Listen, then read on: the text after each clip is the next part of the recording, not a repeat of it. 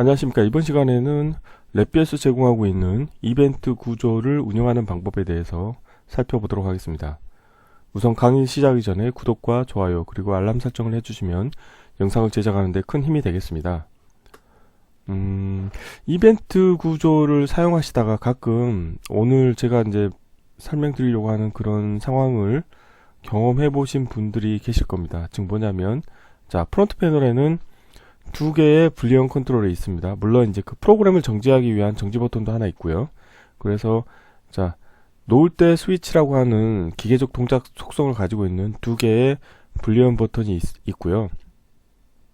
자, 블록 다이어그램 같은 경우는 하나의 화일 루프에 이벤트 구조가 있는 일반 디자인 패턴으로 운영을 하고 있는데, 예를 들어서 A 버튼에 이벤트가 발생을 하게 되면은, 자, 다음과 같이 A 케이스에 대해서 코드가 수행이 됩니다.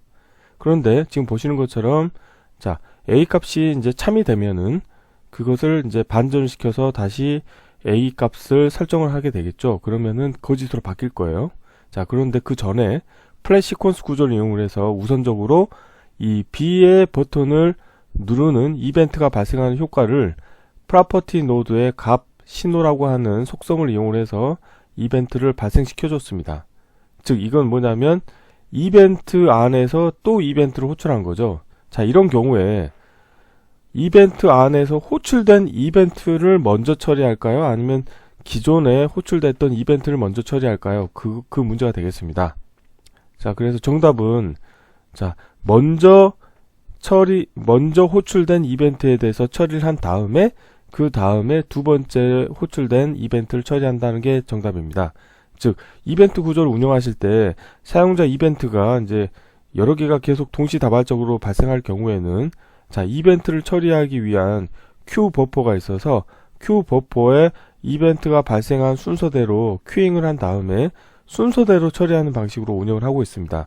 그래서 지금 여기에서도 A 버튼에 대한 이벤트가 발생을 했지만 이 A 버튼을 처리하는 과정에서 B 버튼에 대한 이벤트가 발생을 했어요. 근데 이거는 그 이벤트를 처리하는 큐 버퍼에 저장이 된 상태가 되겠고, 이 A에 대한 처리 과정을 마저 끝내게 됩니다. 그래서 지금 동작이 어떻게 되냐면, 지금 이 코드가 수행이 되면 B 버튼에 대한 값은 바로 참이 됩니다. 바로 참으로 바뀌지만 이 B 버튼이 값이 변경됐을 때 이벤트 처리하는 이 아래 코드는 수행이 되지 않겠고요. 다음으로는 이 A 버튼이 반전이 돼서 거짓으로 바뀌게 되겠고, 그 다음에 단일 버튼 대하상자죠. 그래서 A라고 하는 다이얼로그 박스가 하나 호출이 되겠고요. 그래서 확인 버튼을 누르시게 되면은 그 다음에 이 B 버튼의 이벤트 케이스가 수행이 됩니다. 그래서 두 번째로는 또 B 다이얼로그가 활성이 되고, 그 다음에 B 버튼이 거짓으로 바뀌게 되겠습니다. 자, 실제 실습을 해보도록 하겠습니다. 자, 바탕화면에서, 자, 폴더에 이벤트 구조 운영하기라고 하겠고요. 경로를 복사하신 다음에, 자, 랩비에서, 자, 컨트롤 S 누르시고 경로 붙여 놓으시고, 자, VI 이름도 동일하게 하겠습니다.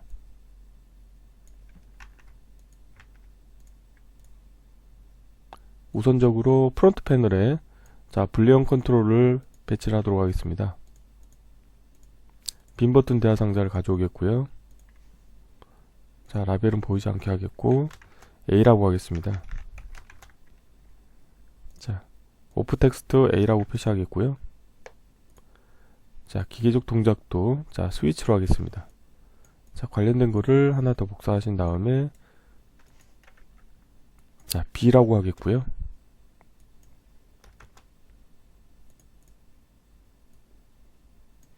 자, 다음은 이제 블록 다이어그램에서 코드를 좀 구현해 보도록 하겠습니다. 우선 화일 루프를 하나 가져오겠고요. 자, 화일 루프 안에 이벤트 구조를 하나 추가하겠습니다.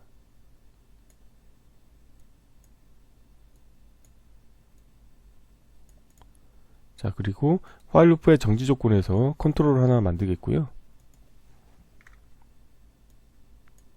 자, 프론트 패널에서, 자, 라벨은 보이지 않게 하겠습니다. 자, 프론트 패널 구성은 다 완성이 됐고요. 자, 이벤트 케이스에서 이벤트 케이스 추가하신 다음에 정지 버튼의 값이 변경됐을 때, 자, 이벤트를 처리하겠다.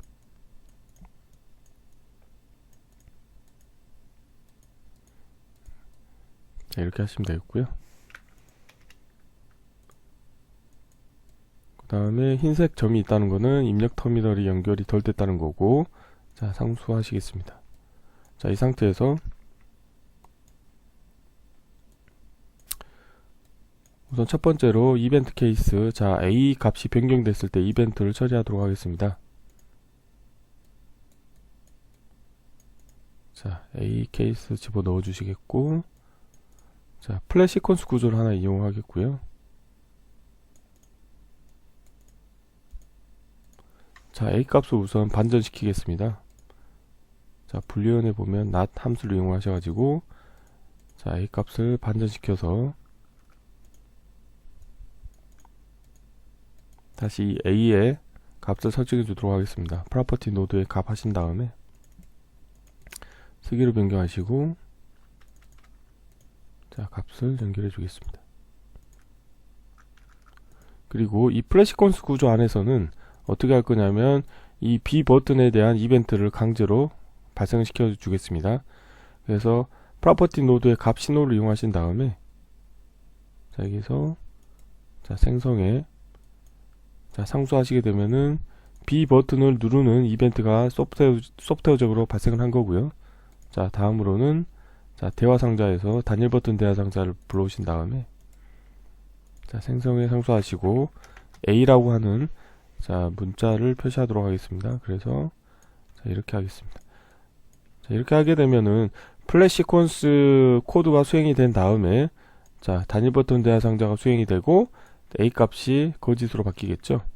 그 다음에 while loop의 정지 조건은 거짓으로 하겠습니다. 자, 이번에는 이제 B 케이스를, 자, 이벤트를 추가하도록 하겠습니다. 자, B를 집어넣어 주시고 정지 조건 거짓이고요. 자, 여기서는 자, 마찬가지 구조에서 플래시 시퀀스 구조를 하나 불러오신 다음에, 자, 대화 상자에서 단일 버튼 대화 상자를 하나 불러와서 이번에는 B라고 하겠습니다. 그리고 값은 반전시키겠습니다. 자, 불리언의 not 함수를 이용하셔가지고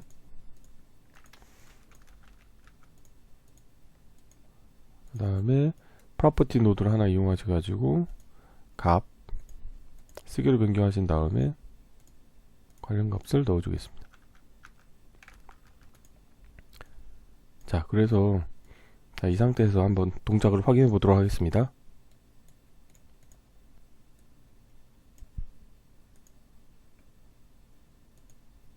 자, 실행을 해볼게요. 우선 A를 눌렀습니다. 자, A를 누르니까, 자, 보시는 것처럼 우선적으로 B 값이 참으로 바뀌었죠. 그런데 단일 버튼 대화 상자 같은 경우는 이 A 이벤트 구조에서 처리하는 이 코드가 먼저 수행이 된 겁니다. 그래서 지금 보시게 되면 벌써 A라고 하는 값도 거짓으로 바뀌었고 단일 버튼 대화 상자도 수행이 돼서 A가 찍혔죠. 자, 그 다음에 확인 누르시게 되면은 B가 나오게 되는 거죠. 그래서 이제 B 이벤트 케이스에서는 자, B라고 하는 단일 버튼 대화 상자를 호출하고 그 다음에 거짓으로 바꾸는 거죠. 자, 이렇게 된 거죠. 자, 한번 조금 코드를 바꿔볼게요. 뭐 예를 들어서 A에서도 뭐 이거를 좀 바꿔볼 수 있을 것 같아요. 플래시 시퀀스 구조를 좀 이용을 해서 뭐 다음 케이스 추가하신 다음에 단일 버튼 대화 상자를 먼저 띄우고, 자, 나중에 A 값을 바꿔도 되겠죠.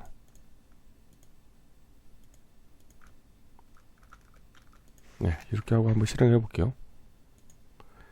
자, A를 누르게 되면은, 자, 지금 A 값은 아직 거짓으로 안 됐어요. 지금 이 부분, 이 단일 버튼 대화 상자까지가 호출이 된 거죠.